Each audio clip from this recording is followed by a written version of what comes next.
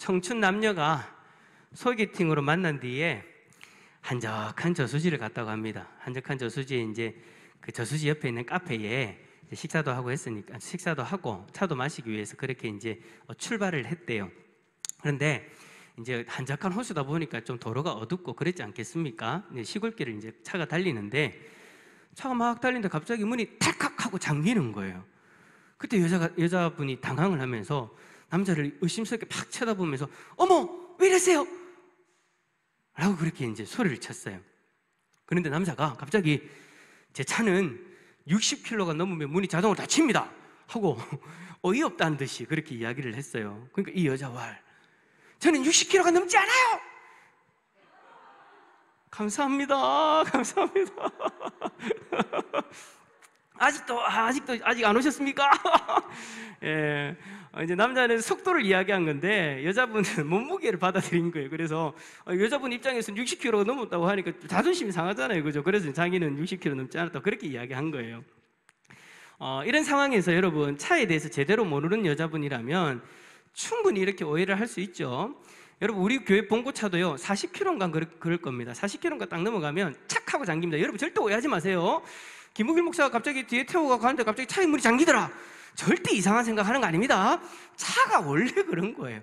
그러니까 차에 대한 이해가 있으면 오해를 하지 않을 건데 차에 대해서 모르면 충분히 그렇게 오해를 할 수가 있죠. 제대로 알지 못할 때에는 이런 오해들 합니다. 웃자고 앞에서 제가 한 이야기였지만 우리 삶에서도 충분히 일어날 수 있는 일이다라는 그런 생각이 들어요. 남녀 관계에서 어떤 이야기를 하다가 전혀 그런 의도로 이야기를 하지 않았는데 서로가 오해하면 그렇게 얼굴이 빨개지는 그런 일들이 일어날 수 있는 거죠. 오늘 본문에서도 이런 오해를 하는 사람들이 등장을 합니다. 우리가 읽은 본문의 말씀은 사두개인들과 예수님 사이에 있었던 부활에 관련해서 논쟁했던 그 일들이 기록되어져 있는 말씀이에요. 여러분 사두개파는 납세 문제로 예수님을 시험한 바리새파와 엄격한 규칙을 따라 살았던 에세나파와 함께 유대 3대 종파로 불려지는 사람들입니다. 그러니까 사두개파, 바리새파, 에세네파 이 세 종파가 유대 3대 종파다라는 거예요. 그런데 오늘 본문 앞에서는 바리새인들과 헤롯 당원들이 세금 문제로 예수님하고 이제 그렇게 실랭이를 했다면 이제 바로 다음으로 사두개인들이 예수님에게 찾아와가지고 이제 예수님을 공격하기 시작하는 거예요. 이건 여러분 바리새인들도 그렇게 그 자리에서 함께 있고 사두개인들도 함께 있고 헤롯 당원들도 함께 있다라는 이것은 파벌을 떠나가지고 이 파벌이 여러분 파벌 싸움이 장난이 아니었거든요. 서로에 대해서 인정하지 않고 공격하는 그런 모습들이 참 많이 있었던 이 3대 종파예요. 그런데 이 3대 종파가 그 자리에서 예수님을 공격하기 위해서 함께 있었다라는 것을 딱 봤을 때 야, 얼마나 예수님이 싫었으면 얼마나 예수님을 죽이고 싶었으면 그렇게 했을까. 말씀해 보면 그 3대 종파들도 예수님을 어떻게 하지 못하는 것이 예수님을 따르는 무리들 때문에 그 순간만큼 어떻게 하지 못하는 거예요. 어쨌든 그렇게 마음을 합해서 합할 수 없는 사람들인데 마음을 합해서 예수님을 공격하고 있는 모습이다라는 거. 근데 여러분 사두개인들의 특징이 뭐냐? 부활을 부정합니다. 육체 부활이 없다라고 그렇게 이야기를 해요. 그래서 오늘 19절에서 23절까지 이야기하는 내용들은 이 내용들을 가지고 부활은 없다라는 것을 자기 안에 결론을 짓고 예수님을 이제 공격하기 위해서 이 질문을 하는 거예요. 그러니까 예수님이 대답을 잘못하면 이 사두개인들이 예수님을 책잡을 수 있으니까. 그러니까 바리새인들도 예수님 책잡기 위해서 이야기한 거고 사두개인들도 자기들 입장에서 예수님을 책잡아서 어느 누구든지 간에 책을 잡아서 예수님을 고소해서 어떻게 한번 예수님을 한번 막아보자 라는 그런 목적이 있었다라는 거예요. 어쨌든 사두개인들이 부활에 대해서 예수님에게 이야기를 하는데 내용은 이렇습니다. 7형제가 있었대요. 야, 형제들 많습니다. 그런데 큰형이 자녀 없이 죽은 거예요. 자녀 없이 죽은 상황 가운데에서 모세 율법에 따라서 동생이 형수를 취하고 형을 위하여 상속자를 낳아야 되는데 둘째부터 일곱째까지 아무도 상속자를 낳지 못하고 다 그냥 죽어버리는 거예요. 자, 그러면 큰형의 아내는 이제 사두개인들이 예수님에게 물어보는 거예요. 도대체 누구의 아내입니까? 누구의 아내로서 부활을 하게 되는 겁니까? 라고 물어보는 거예요. 그러니까 사두개인들 입장에서는 부활은 없다! 라고 주장하는 사람들이니까 이런 말도 안 되는 현상이 부활이 있게 되어지면 이런 말도 안 되는 현상들이 일어나게 될 건데, 그럼 천국 가가지고 7명 앉혀놓고 이 여인은 누구를 남편이라고 부르면서 그렇게 있어야 되냐? 그러니까 부활이라는 건 있을 수가 없다라고 그렇게 지금 이야기하고 싶은 거예요. 자, 이렇게 이야기하는 근거가 뭐냐? 19절에 보니까 모세가 우리에게 써주기를, 그렇게 이야기를 합니다. 그러니까 모세오경을 이야기하는 거예요. 그 중에서 신명기 25장 5절과 6절의 말씀을 언급하고 있는 거죠. 그 신명기의 말씀을 통해서 계대결혼법 혹은 형사취수제라고도 부르는 이런 제도가 생겨버린 거예요. 그래서 그 제도들을 가지고 와서 이 형수는 도대체 누구의 아내냐라고 그렇게 질문하는 거죠. 질문이 그럴듯합니다. 그죠? 자, 이 질문에 대한 예수님의 대답 24절 말씀 읽어봅시다. 24절입니다. 시작. 예수께서 이르시되 너희가 성경도 알지 못함으로 오해함이 아니냐. 아멘. 사두개인들이 예수님에게 하였던 이 질문 자체가 예수님은 뭐라고 이야기하는 거예요? 오해다. 너희들이 하나님의 말씀도 오해했고 능력도 오해한 거다라고 그렇게 이야기를 하는 거예요. 두 가지. 성경의 내용을 제대로 알지 못해서 오해요. 두 번째, 하나님의 능력을 오해한 거예요 라고 그렇게 이야기한 거죠. 자, 첫 번째 한번 봅시다. 성경의 내용을 알지 못해서 오해하였다. 근데 여러분, 사두개인들이 어떤 사람들이냐면요, 사두개인들 중에 대부분이 제사장들이었어요. 거의 모든 제사장들이 사두개인이었다라는 거예요. 그때 당시에 말입니다. 그때 당시에 이들은 모세오경만 하나님의 말씀으로 인정을 하였던 사람들이고, 모세오경에 대해서만큼 아주 전문적인 지식을 가지고 있는 사람들이었던 거예요. 그런데 예수님 뭐라고 얘기해요? 성경을 알지 못한다. 성경의 내용을 너가 잘 모르는 거다. 그래서 오해하는 거다. 그래서 여러분, 사두개인들 입장에서는 이게 여러분 어떤 말입니까? 어처구니 없는 말인 거예요. 아니, 우리가 누군데 지금 우리에게 성경에 대해서 이야기하냐? 모세오경에 있어서만큼 우리가 전문가다라고 그렇게 이야기를 한다라는 거죠. 여러분, 예수님께서 이렇게 이야기하시는 것은 뭐냐? 이유는 뭐냐? 그들이 모세오경의 전문가라고는 할 수 있지만 모세오경만을 중요하게 여기는 그 잘못된 태도를 지적하는 거예요. 여러분, 우리가 하나님을 알려고 하면은요, 모세오경으로 하나님을 다 알 수는 없습니다. 우리에게는 성경이 몇 권이 주어졌어요? 66권. 한 권의 성경으로 우리에게 주어져 있지만 이 안에는 66권의 성경이 들어가 있어요. 우리는 하나님을 알 때요, 이 66권의 성경을 통해서, 전체 이 성경을 통해서 하나님을 알아가는 거예요. 한 구절만 가지고 와가지고 하나님은 이런 하나님이에요 라고 그렇게 이야기하면 하나님에 대해서 오해할 수 있는 거죠. 사두개인들은 어떻게 한다고요? 다른 성경들은 인정 안 해요. 모세오경만, 오경에 대해서만 우리가 받아들일 수 있다. 그래서 오경에 대해서 해석을 하는데, 이것도 문제가 있어요. 지나치게 현세적이고 문자적으로만 해석해버리는 거예요. 그러니까 하나님이 왜 이 말씀을 하셨는가, 하나님이 왜 인류법을 주셔서 하나님이 어떤 마음을 이루기 위해서 우리에게 이 말씀을 주셨는가 하는 생각 안 하고 문자 그대로만 받아들이고 문자 그대로만 적용해버리는 사람들이 바로 이 사두개인들이었다. 근데 여러분, 우리도 솔직히 성경을 볼 때 이런 실수들을 하지 않습니까? 내가 좋아하는 그 어떤 몇 권의 성경, 아니면 몇 구절만, 그것만 보고 그것만 생각하고 그 내용만 가지고 하나님에 대해서 생각하고 하나님에 대해서 이해하려고 하는 그런 모습들이 종종 있더라고요. 내가 좋아하는 성경만 읽고 그러고 나서 내가 성경 전체의 내용을 알고 있다는 듯이 이야기하는 사람들이 있어요. 내가 아는 몇 구절만 가지고 우리 하나님은 이런 하나님이에요. 그런데 내가 살다 보니까 그 구절들 외에 드러나는 하나님의 모습들은 이해를 못하는 거예요. 왜요? 나는 이 구절들만 알고 이 구절들에 나타나는 하나님만 바라보고 있기 때문에, 그러니까 하나님에 대해서 오해하는 거죠. 여러분들 연애 편지 다 받아보셨죠?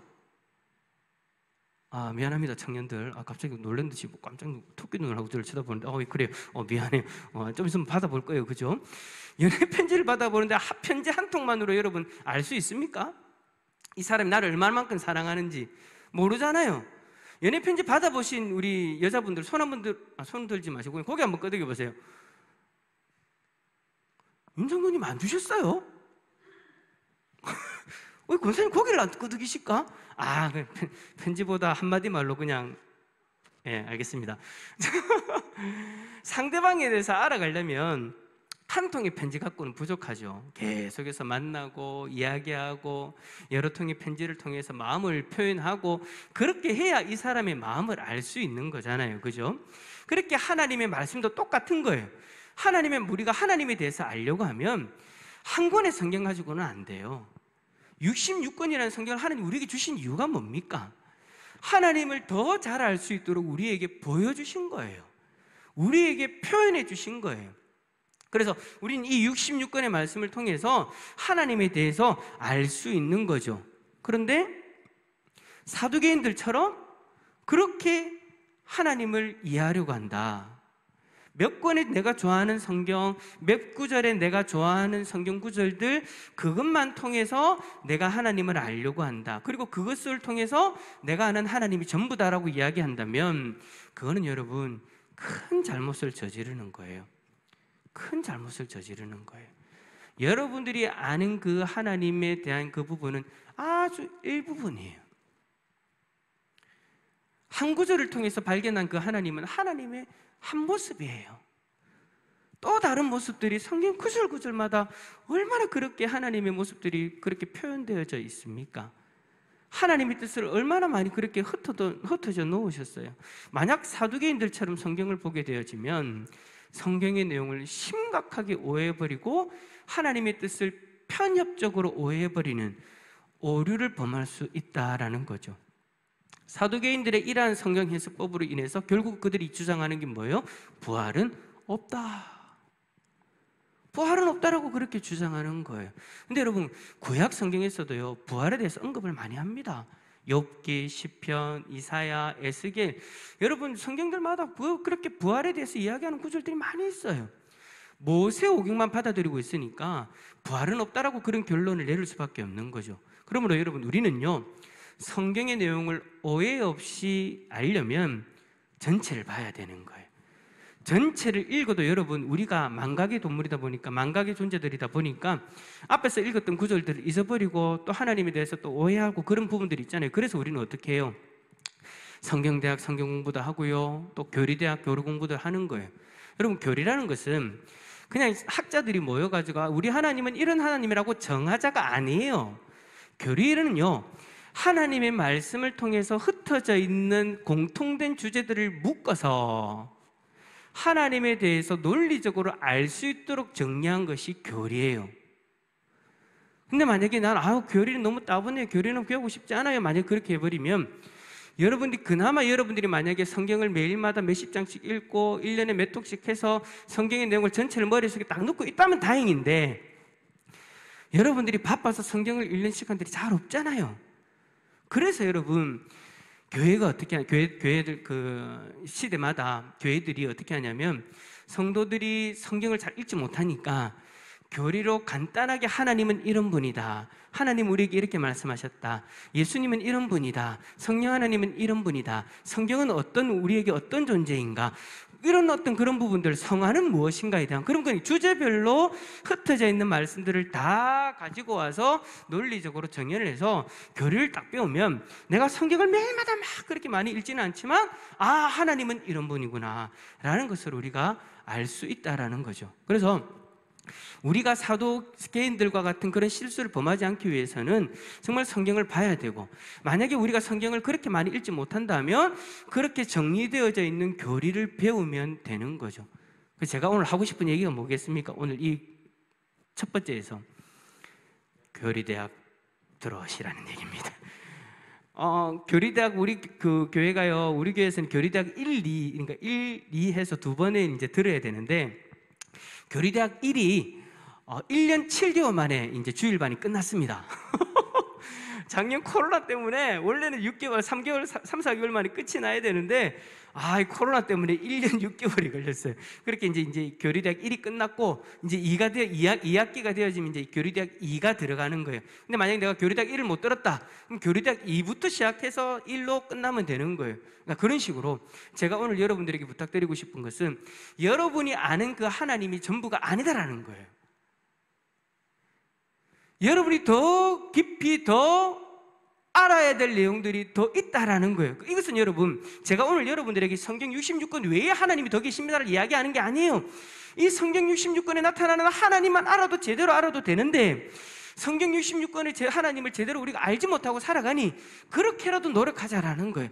성경대학을 하고 교리대학을 하고 또 앞으로 또 제자훈련하고 그렇게 하면서 말씀을 통해서 하나님을 더 알아가야 우리가 사두개인들과 같이 하나님을 오해하는 법이 없다라는 거 여러분 꼭 기억하시고 언제나 하나님 말씀을 배우는 그 자리에 설 수 있기를 축복합니다. 그렇게 축복합니다. 그래서 여러분 우리는 계속 배워야 되는 거예요. 우리 장로님들도요, 요번 교리대학 다 돌아오셨잖아요. 왜요? 장로님들은 저 노예에서 성경대학 하는데도 가셔가지고 그렇게 공부하셨거든요. 그런데도 들어오세요. 왜요? 계속해서 배워야 되니까. 계속해서 배우면서 또 배우는 우리의 삶의 환경이 바뀌어지면은요, 내가 바라보는 하나님의 그 영역이, 내가 보지 못했던 영역이 보여지기 시작해요. 여러분들이 똑같은 성경을 배우고 똑같은 하나님의 말씀을 들었는데 내 환경에 따라서 내가 바라보는 하나님의 모습이, 보지 못했던 모습이 보여지기 시작한다니까요. 그게 희한해요. 그래서 저는 이제 제자훈련을 할 때, 제자훈련 하시는 분들에게 그렇게 이야기해요. 어떤 분들은 인생에 내 제자훈련은 한 번이다라고 생각하는 분들이 있는데 그러면 안 된다라고요. 왜냐하면 환경이 바뀌고 함께 성경 공부, 함께 제자훈련하는 사람들이 바뀌어지면 내가 하나님을 더 깊이 알 수 있고 내가 바라보지 못했던 하나님의 그 다른 모습들을 발견할 수 있기 때문에, 그래서 여러분 우리는 배울 수 있을 때 계속해서 배워야 되는 거예요. 그러면서 하나님을 더 깊이 알아갈 수 있는 거예요. 내가 교회를 20년, 30년 동안 다니면서 그렇게 많이 했는데요. 예, 그래도 하셔야 돼요. 그래도 하셔야 돼요. 여쭤볼게요. 여러분 20년 전에 성경 공부했던 거 기억나십니까? 자, 교리대학 요번에 주일반 졸업하신 분들에게 여쭤보겠습니다. 교리대학 이거 했던 거 기억나십니까? 대답 좀 해주세요. 이수동 집사님, 이거 기억나세요? 솔직하게 얘기하세요. 안 나는 것도 있고 안 나는 것도, 이게 정상이에요. 여러분, 기억이 안 나는 것도 있는 게 정상이에요. 사람이라면 원래 그런 거예요. 그래서 어떻게 해야 되는 거예요? 다음에 또 기회가 되어지면 또 배우게 되는 거예요. 그러면 또 내가 바라보지 못했던 하나님의 모습을 또 바라볼 수 있는 거예요. 내가 발견하지 못했던 그 하나님의 모습을 발견할 수 있는 거예요. 더 내가 알았던 이런 부분에 대해서 우리 하나님의 이런 부분이야 라고 생각했는데 이 부분에 대해서 더 깊게 들어갈 수도 있고요, 더 넓게 바라볼 수도 있는 거예요. 따라서 합시다. 하나님을 제대로 알아야 됩니다. 제대로 알아야 되면요, 계속해서 우리는 노력해야 된다라는 거 여러분 꼭 잊지 마시고, 언제나 하나님 말씀을 배우고 묵상하는 자리에서 하나님을 더 깊이 바라보고 오해 없이 하나님을 바라볼 수 있기를 축복합니다. 두 번째로 여러분, 사두개인들은요, 하나님의 능력을 알지 못해가지고 하나님을 오해했다라고 그렇게 예수님이 얘기하세요. 성경을 제대로 모르니까 하나님의 능력을 알 수가 없죠. 사두개인들은 모세오경의 하나님만 바라본 거예요. 그러니까 여러분 어떻게 하나님을 제대로 알 수 있겠습니까? 특히 부활에 대해서는요, 하나님의 능력에 대해서 오해해버린 거예요. 죽은 자들을 부활케 하시는 하나님이 죽은 몸 그대로 살리신다라고만 생각한 거죠. 근데 이게 오해였다라는 거예요. 7명의 형제가 있는데 그 7명의 형제들이 나중에 다 죽고 나서 다시 부활하게 되어지면 이 와이프 한 명 놔두고 형수 한 명 놔두고 내 부인이다 싸울 그런 모습으로 부활하게 될 것이다 라고 그렇게 오해하게 된다라는 거죠. 이것은 여러분 지극히 자신들의 관점에 사로잡혀서 하나님을 이해하는 모습이다라고 이해할 수 있어요. 부부로 죽었으니 하나님이 부활하게 하시면 다시가 부부가 될 것이다, 그들이 생각할 수 있는 지적인 한계인 거예요. 그러니까 예를 든 그 7형제의 그 부활에 대해서 문제가 생길 수밖에 없는 거죠. 하지만 여러분, 하나님은요, 하나님의 능력은 죽은 모습 그대로 우리를 부활시키시는 그런 한정된 능력을 가지신 분이 아니에요. 하나님은 하나님의 능력으로 우리를 전혀 다른 새로운 몸으로 부활시켜 주실 거예요. 그러니까 죄에 연약한 우리의 모습, 이런 모습 말고 천국에 합당한 모습으로 예수님이 이 땅에 오셨을 때 그 모습처럼 시공간에 국한되지 않고 그 공간을 초월하여서 보여주셨던 그 육신의 모습처럼 우리는 예수님처럼 완전한 그 몸으로 부활하게 될 거예요. 그 몸은요, 지금처럼 우리처럼 죄에 취약하지 않아요. 따라서 합시다. 천국에 합당한 완전한 모습, 그러한 모습으로 부활되게 될 거예요. 그 몸에 대해서 예수님 뭐라고 이야기하세요? 25절 한번 읽어볼까요? 25절입니다. 시작. 사람이 죽은 자 가운데에서 살아날 때에는 장가도 아니가고 시집도 아니가고 하늘에 있는 천사들과 같으니라. 아멘. 우리가 부활하면 그 몸은요, 장가를 가야 되는 몸이 아니라는 거예요. 시집을 가야 되는 그런 몸이 아니라는 거예요. 누구와 같다고요? 천사와 같다. 여러분, 이 땅에서의 결혼의 인연은요, 결혼의 그 인연은 이 땅에서 끝인 거예요. 여러분, 혹시 여쭤보겠습니다. 나는 다시 부활하면 다시 내 배우자와 부부의 연으로 천국에 가고 싶다 하시는 분 있으십니까? 있으시면 손 한번 들어보세요. 엄마야, 우리 이창희 집사님 어쩐지 요즘 얼굴이 좋더라. 집에 가면 행복하구나. 아, 존경합니다. 이승 집사님 왜 손 안 들어요? 에? 쑥스러워서. 그렇죠. 손은 들고 싶은데 성도님들 보면 좀 쑥스러우니까. 이창희 집사님 뒤에 계시가 손 들 수 있었어요. 그죠? 네. 오 집사님 왜 손 안 드십니까? 쑥스러워서. 부산 사나이가 서로 어떻게 되면 그죠?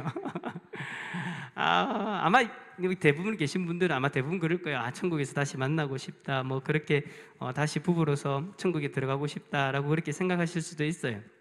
근데 오늘 성경에 보니까 그건 아니래요. 아쉽지만 너무 아쉬워요. 너무 아쉬워요. 그죠, 이정수 시사님? 최장님, 그죠? 너무 아쉽죠, 그죠? 대답을 안 하시네. 너무 아쉽지만 오늘 말씀해 보니까 그건 아니래요. 왜냐하면 여러분 생각해 보세요. 우리처럼 결혼해서 행복해서 서로가 나중에 부활해도 다시 부부의 연으로 천국 들어가자 그러는 분들도 계시지만, 여러분 이 땅의 부부들이 다 행복합니까? 믿음이 있어서 결혼을 해서 그렇게 살아가지만 그래도 불행한 사람들이 있어요. 불행한 사람들이 있어요. 그럼 여러분, 만약에 천국이라는 것은 정말 행복한 곳이지 않습니까? 천국이란 곳은 아픔도 없고 슬픔도 없고 좌절도 없고 고통도 없는 거예요. 근데 이 땅에서의 부부에 너무 힘들었던 사람들이 있을 수도 있잖아요. 근데 나중에 부활해서 천국에 갔는데 그 시기한 남편이 또 나 남편으로 다시 만난다고 하면 여러분 좋겠어요? 부부들에게, 아니 아내분들에게 여쭤보겠습니다. 좋겠습니까? 그래요. 지혜로운 거예요. 그게 대답 안 하는 게 지혜로운 거예요. 안 좋죠. 안 좋죠. 천국이 천국다워질 수가 없는 거잖아요. 여러분, 이 땅에서 연이 이 땅에서 끝이고 천국 가면은요, 우리가 사랑하고 우리가 바라보고 우리가 항상 의지해야 될 대상은요, 내 와이프, 내 남편이 아니라 하나님이십니다. 천국에 가면 사랑의 대상이 바뀌어져 버리는 거예요.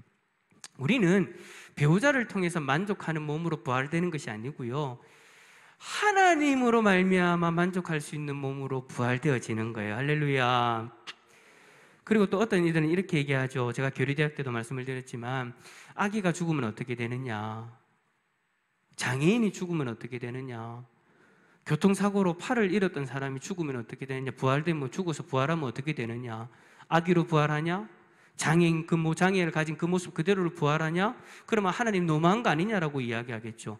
여러분, 이게 여러분 사두개인들이 이야기하는 모습과 똑같은 거예요. 주장과 똑같은 거예요.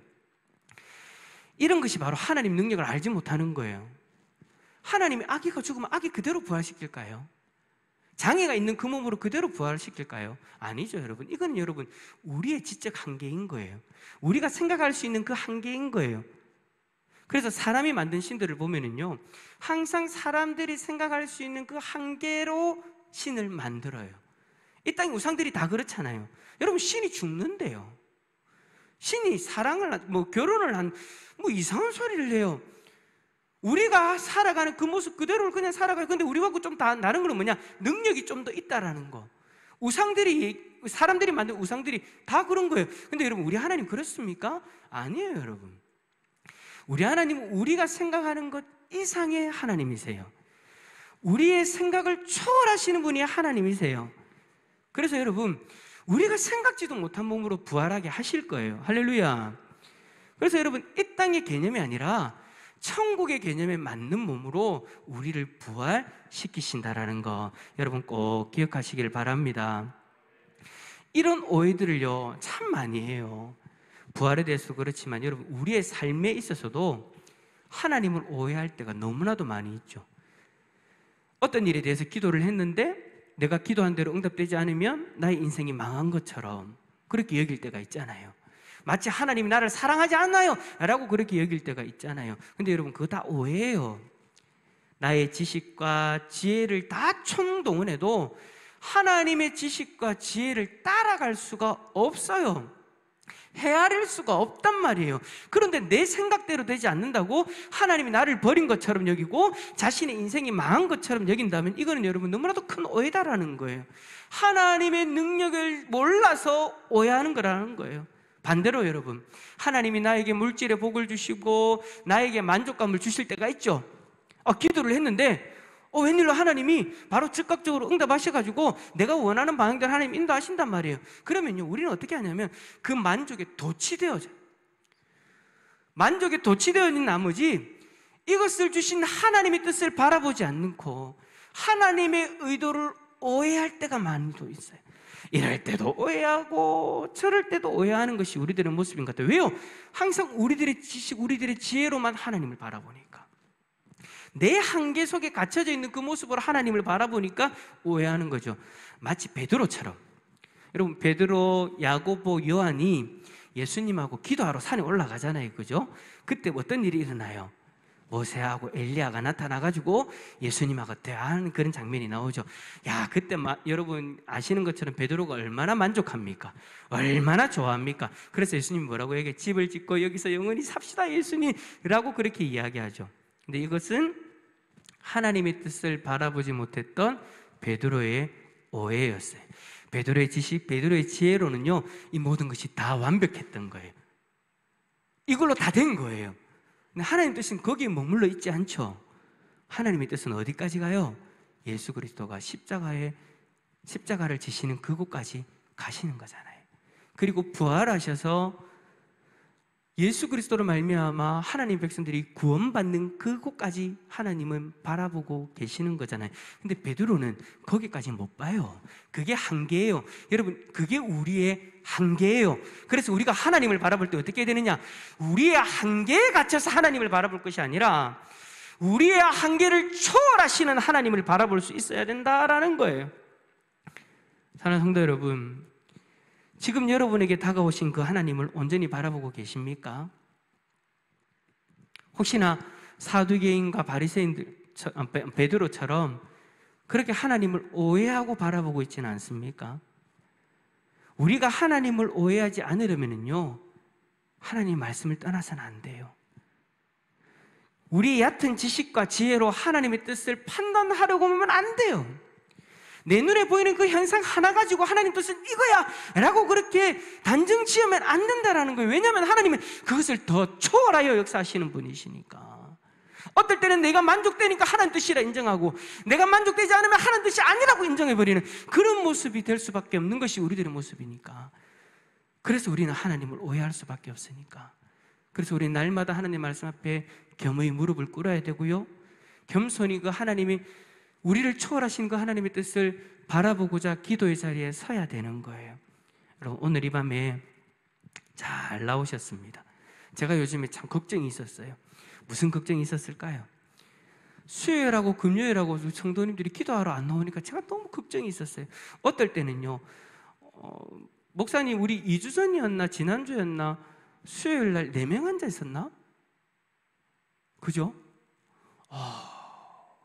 제 마음에 너무 위기감이 오는 거예요. 하나님 어떻게 합니까? 하나님 어떻게 합니까? 그래서 이제 금요일 날도 기도 제목을 그렇게 나누고 했었는데 오늘도 그렇게 기도를 할 건데, 여러분 오늘 잘 나오셨어요. 기도의 자리에 나오셔서 여러분들을 인도하고 계시고 여러분들을 이끌어 가실 그 하나님을 오해 없이 바라볼 수 있기를 축복합니다.